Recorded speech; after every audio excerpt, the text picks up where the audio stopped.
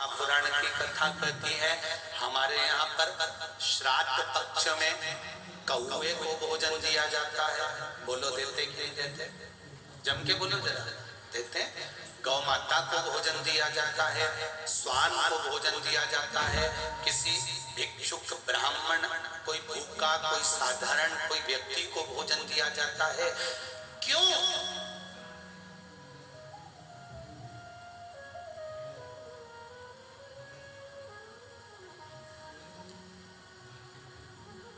केवल श्राद्ध पक्ष, इसके पीछे साइंस का ये नहीं कि केवल ब्राह्मण अपनी मर्जी से इसको बोल दिया कि कौवे को भोजन देना चाहिए, गौ माता को भोजन देना चाहिए, स्वान को भोजन देना चाहिए, विद्वत ब्राह्मण जन को भोजन देना चाहिए। केवल ब्राह्मण ने या हमारे शास्त्रों ने केवल किसी के पक्ष की बात नहीं लिखी, इसके पीछे साइंस का रीजन भी है। आप अंदाजा लगाइए, कौवा श्राद्ध पक्ष में जो भोजन करता है, कौवा श्राद्ध पक्ष में अगर थोड़ा सा मीठे का भोजन करता है तो कौवा श्राद्ध के भोजन को खाने के बाद, मीठे भोजन को खाने के बाद पीपल के वृक्ष पर बैठता है।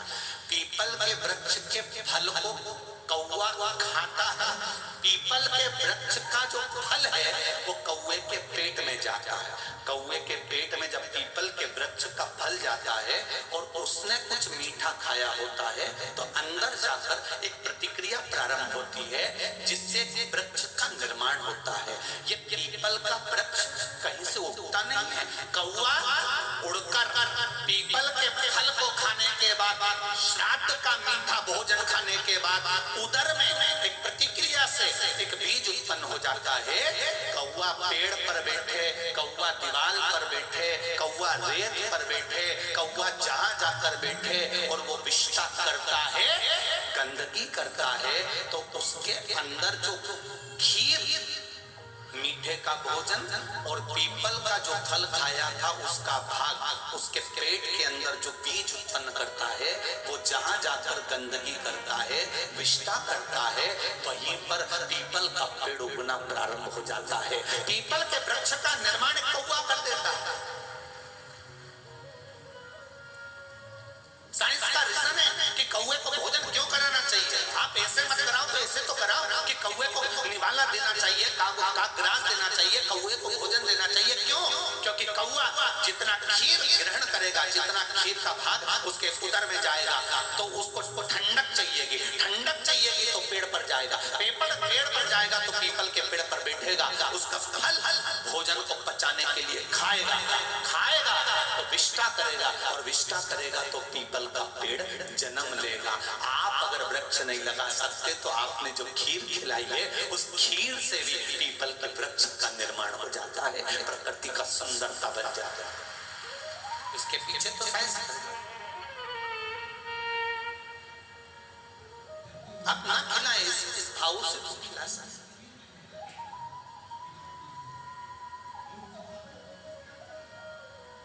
महाराज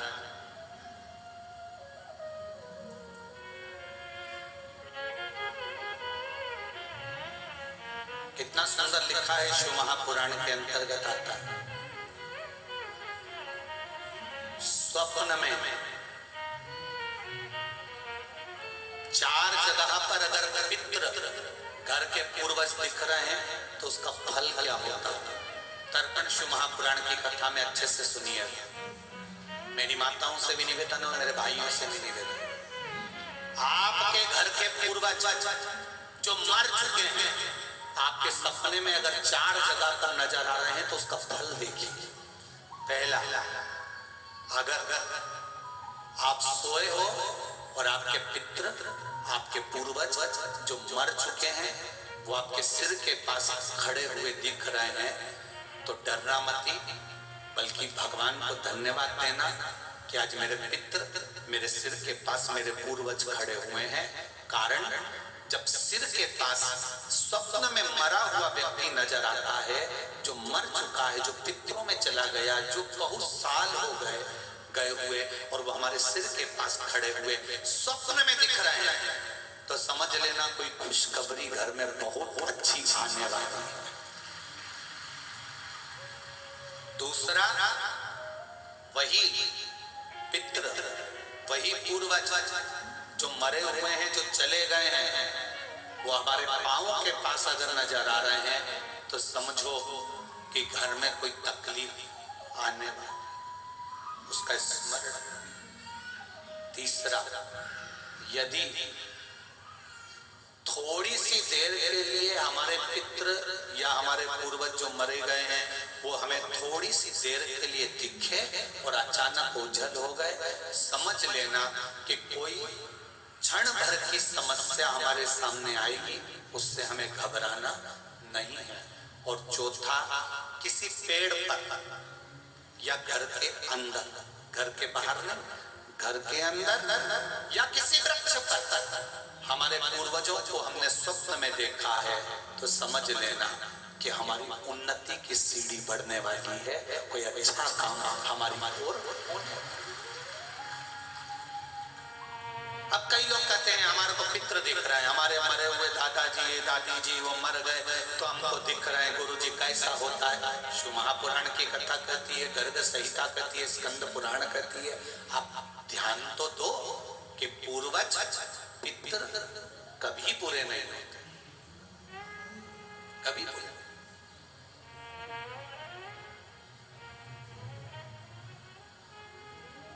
उनका काम केवल देने का।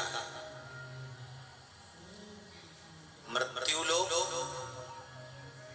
चंद्रलोक, चंद्रलोक के ऊपर है पितृलोक। पितृलोक कहां पर है? चंद्रलोक के ऊपर। पितरों का काम क्या है?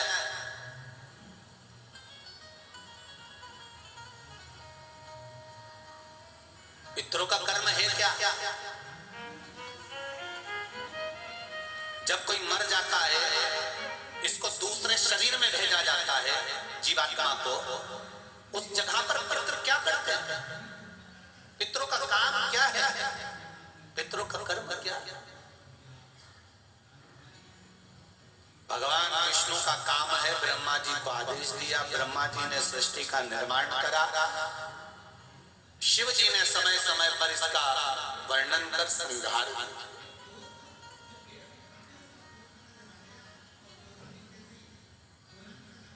पितरों का कर्म क्या है? पितरों का सबसे बड़ा कर्म है, जिस समय पर ये जीवात्मा दूसरे शरीर में दी जाती है, उस समय पर पितृ खड़े होकर अपने कुल के उस जीव का निर्माण करवाते हैं और उसको शरीर दिलवाते हैं। अगर कोई हाथ से, पैर से, आंख से, कान से, शरीर से कोई विकलांग अगर जन्म लेता है, माता के गर्भ से कोई बच्चा जन्म लिया, उसका पाँव ठीक नहीं है, उसका हाथ ठीक नहीं है, उसका कान ठीक नहीं, चेहरा ठीक नहीं, आंख ठीक नहीं, मुंह ठीक नहीं, तो ये कोई दूसरा नहीं करता, ये हमारे पितृ करते हैं। जब वो निर्माण करवाते हैं तो देखते हैं कि पूर्व समय में इसने क्या कर्म करा है, तो इसको शरीर कैसा मिलना चाहिए, शरीर का स्मरण कैसा मिलना चाहिए। एक जरा सी गलती गांधारी से हो गई थी और वो गांधारी को भोगना पड़ा था, छोटी सी गलती। पूर्व समय में गांधारी सबसे सुंदर, पूर्व समय में गांधारी सबसे सुंदर नारी थी, बहुत सुंदर। उसकी सुंदरता का बखान जगह जगह पर चलता था। अब एक हाकिम ने आकर कह दिया, महारानी जी आपके लिए एक औषधि बनाना चाहता हूं, ऐसी औषधि जिसको तुम तुम्हारे चेहरे पर लगा लोगी, तुम जिंदगी में कभी बूढ़ी नहीं होगी, तुम सुंदर बनी रहोगी महारानी जी, कहो तो औषधि बना दो। हाकिम के कहने पर राजकुमारी ने कह दिया औषधि बनाओ, पर हाकिम ने कहा औषधि तो बना दूंगा पर इसमें थोड़ी सी हिंसा होगी, आप समझ सकती हैं। महारानी ने कहा कैसी हिंसा, मुझे कोई मतलब नहीं, तुम तो भले हिंसा हो पर दवाई बनाओ, औषधि बनाओ। गांधारी पूर्व समय की जो रानी थी, उसने हाकिम से कहकर औषधि बनाई। क्या चाहिए औषधि बनाने के लिए? तो कहा 100 केचुए चाहिए। 100 केचुए? हाँ, इन केचुओं का क्या करोगे?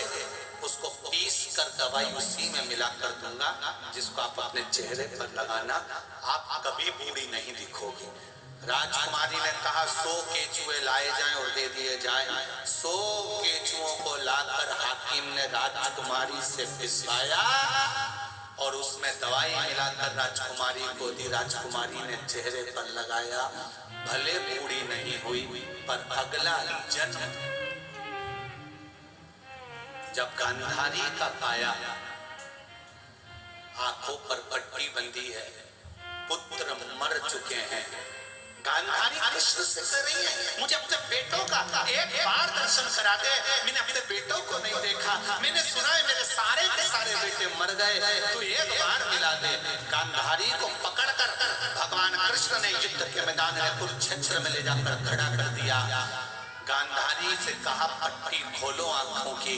गांधारी ने आंखों की पट्टी खोली तो सामने एक बोर का पेड़ का पेड़ दिखा, एक पेड़ का पौधा, एक बोर का जो पेड़ हम खाते हैं उसका पौधा नजर आ गया। और पौधा दिखते से ही तुरंत गांधारी ने पेड़ तोड़ना चाहे, पर पेड़ तो ऊंचे लगे थे। गांधारी ने एक शव को उठाया, दूसरे शव को उठाया, तीसरे शव को उठाया, शवों का ढेर लगाया। गांधारी उस पर चढ़ गई और पेड़ तोड़कर खाने लगी। खाने के बाद गांधारी को याद आया कि मुझे तो अपने बेटों से मिलना है जो मर गए। कृष्ण से कहा कान्हा मेरे बेटे कहाँ हैं?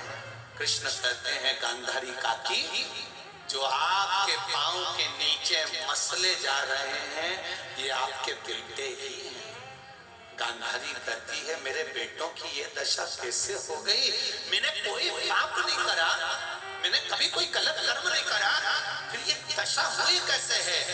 भगवान कृष्ण ने कहा गांधारी काकी, पूर्व समय में तुमने 100 केचुओं को मलवाया था, वो 100 केचुए आज आपके सामने मले हुए पड़े हैं।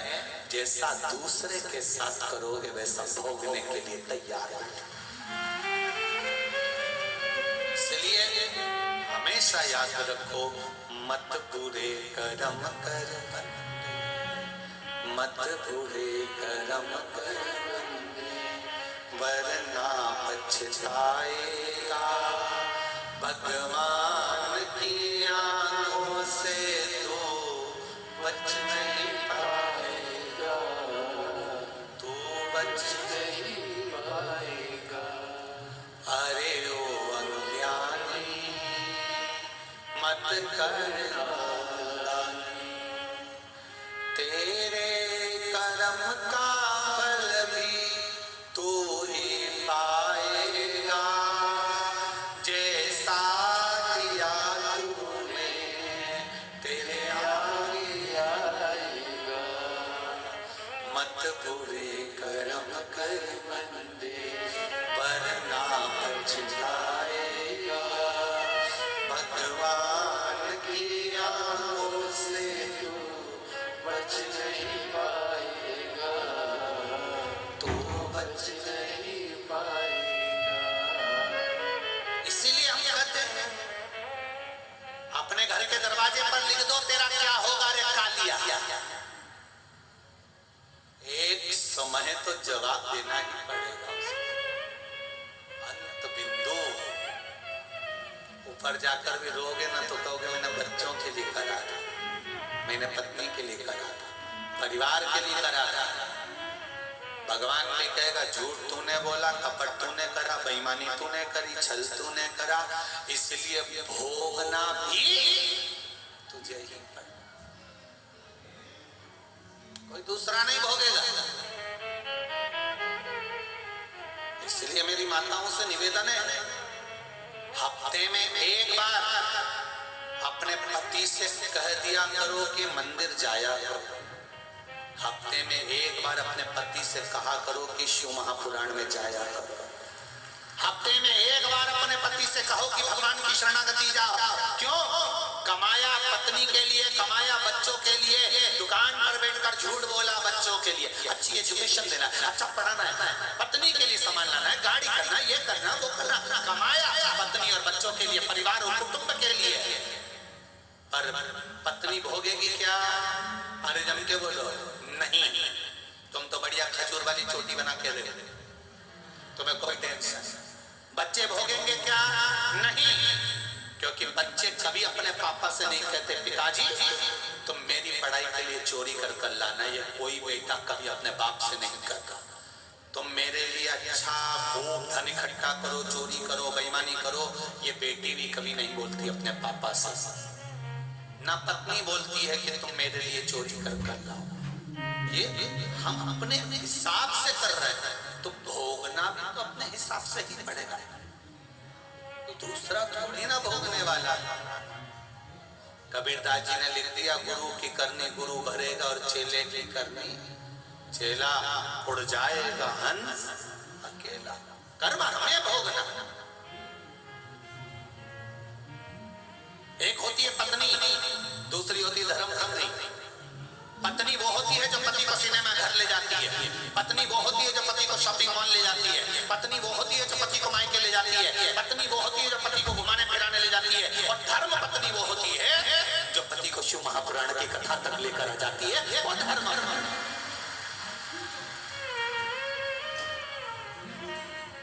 धर्म के पथ पर जो लेकर जा रहा हो, धर्म के मार्ग पर जो लेकर जा रहा हो, और ये तुम्हें करना पड़ेगा। स्वामी सुनो, क्या हो रहा है? मेरे कमर में दर्द है, शंकर जी को एक लोटा जल चढ़ाया, वहीं पे आचमन कर लिया, वहीं से एक बेलपत्री खाया है। क्या होगा बेलपत्री खाने से? अरे खाने में अपना क्या जा रहा है? खाओ, क्या दिक्कत?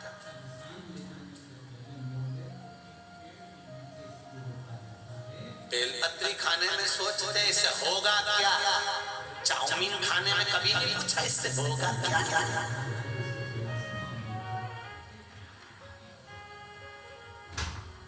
आड़ा टेढ़ा सामान खा गया, वानी पूछा ठेले पे पानी बतासा खा लिया, और पानी बतासे को हो रही खुजली, और यूं खुजा रुक जा, और प्लेट पकड़ा दी हाथ में, हाथ भी नहीं धोए, और फुल्की को फोड़ा।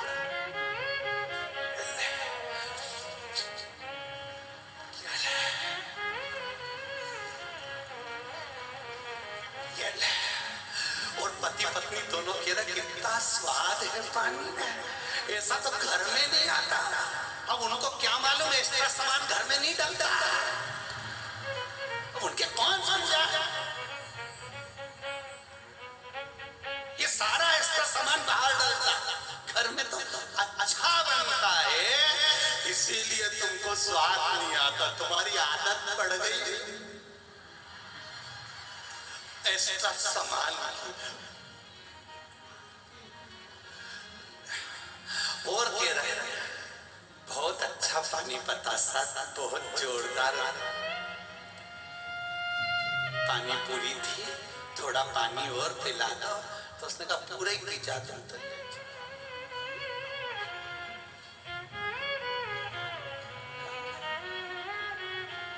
अरे क्या होगा बेलपत्री खाने से? क्या होगा शिव जी को जल चढ़ाने से? क्या होगा शिव महापुराण की कथा सुनने से? ये विश्वास कहता है। जितने लोग यहाँ बैठकर सुन रहे हो और जितने आस्था चैनल और फेसबुक पर सुन रहे हो, दिल से सुनना। 3 महीने बाद मिलकर बताएंगे क्यों होता क्या है। शिव महापुराण की कथा मात्र श्रवण करने से मिलेगा क्या? आप दिल से सुनो, उसको कहकर सुनो, भोलेनाथ दया करना मैं तेरे भरोसे। दिल से कहकर उससे स्मरण कर सुनो। महाराज देवराज नाम का ब्राह्मण अंत में गया तो बेलपत्री के पेड़ के नीचे उसके प्राण छूटे चला गया। सोच में पड़ गया मेरे जैसा पापी दुनिया में नहीं होगा, पर मुझे कैलाश धाम क्यों मिल गया। मालूम पड़ा इसकी माता एक लोटा जल शिव जी को जल चढ़ाती थी और ये बेलपत्री के वृक्ष के नीचे मरा है। सनातन हिंदू धर्म में आज भी नियम है, मुर्दे को जब अर्थी पर बांध कर ले जाते हैं तो शमशान के पहले थोड़ा उसको नीचे उतार देते हैं। बोलो रे सही है कि गलत है? थोड़ा रोक देते हैं, विश्राम देते हैं मुर्दे को, अर्थी को। बच्चों ने पूछा यहाँ अर्थी को क्यों रोका, यहाँ मुर्दे को क्यों उतारा? तो कहा यहाँ विश्राम देना पड़ता है। बच्चों को ये नहीं बताया कि मुर्दे को विश्राम क्यों दिया जाता है, बच्चों को ये नहीं बताया कि अर्थी को क्यों उतारा जाता है, क्योंकि हमने शिव महापुराण में वर्णन मिलता है कि देवराज नाम का ब्राह्मण बेलपत्री के पेड़ के नीचे प्राणों को त्यागा था तो उसको कैलाश धाम मिल गया था। शमशान ले जाने से पहले मुर्दे को एक पेड़ के नीचे इसलिए रोका जाता है, वो पेड़ किसी और का नहीं होता, वो वृक्ष बेलपत्री का होना चाहिए जिसके नीचे मुर्दे को रखा जाए तो इसको कैलाश धाम मिल जाए। कितना भी पापी हो, बस हमने बच्चों से कह दिया विश्राम लेते हैं, मुर्दे को रोकते, पर यह नहीं कहा कि विश्राम कहां देना है, किस जगह पर देना है। जिंदगी में एक अच्छा काम जरूर करना, कुछ करा कि नहीं करा पर एक काम अच्छा करना, जहां से मुर्दे शमशान के लिए जाते हो, जहां से मुर्दे शमशान के लिए जाते हैं, हम शमशान में नहीं करें क्योंकि शमशान में मुर्दे सब तो घूमते नहीं है, पर रोड से तो जाते हैं। जिस रोड से शमशान का जो मार्ग है उस शमशान के मार्ग में बन सके तो जिंदगी में एक बेलपत्री का वृक्ष अवश्य लगाना, जिससे कोई मुर्दा भी निकल कर जाए तो वो उतर जाए। एक बेलपत्री का वृक्ष, और वृक्ष ऐसे मत लगाना जैसे आज के लोग लगाते हैं, वृक्षारोपण करना है। 14 दिन तक वृक्ष रहता है, इसके बाद रोपण ही रोपण रहता है, वृक्ष गायब हो जाता है। इतने से पौधे लाए 50 रुपया के, वो लगाए, मालूम पड़े कोई ने पानी दिया नहीं दिया और सारे वृक्ष चले गए। ऐसा वृक्षारोपण नहीं चाहिए। वृक्षारोपण ऐसा करना, वृक्षारोपण करने से पहले सुन लो, बेलपत्री के पौधे को घर में लेकर आओ, उसको पालो, बड़ा करो, बड़ा कर कर फिर उसका जब वो पौधा तुम्हारी हाइट जितना हो जाए, तुम्हारे रूप जितना हो जाए 5-6 फीट का, तब उसको शंकर जी के मंदिर में लेकर जाओ, उस बेलपत्री से शिव जी का स्मरण कराओ, उन दोनों की पूजन करो। फिर उस बेलपत्री के पौधे को जब बड़ा हो गया, पाल पोस के तुमने बड़ा कर लिया, बच्चे की तरह, बेटी की तरह, फिर उसका कन्यादान जैसे करते हैं ऐसा ले जाकर उस वृक्ष को कहीं अच्छी जगह पर लगा दो, इसको वृक्षारोपण कहते हैं। ये नहीं कि इतना सा लाके लगा दिया उसको बकरी खा गई। आज लगाया कल गायब हो गया, पूछा चोरे कल यहाँ पेड़ लगाया था कहाँ गया, तो क्या बकरी चराने वाला आया है, तो पेड़ ले गया हूँ, बकरी खा गई। नहीं, एक वृक्ष को लगाओ और उसको पाल पोस कर बड़ा कर। बेलपत्री का एक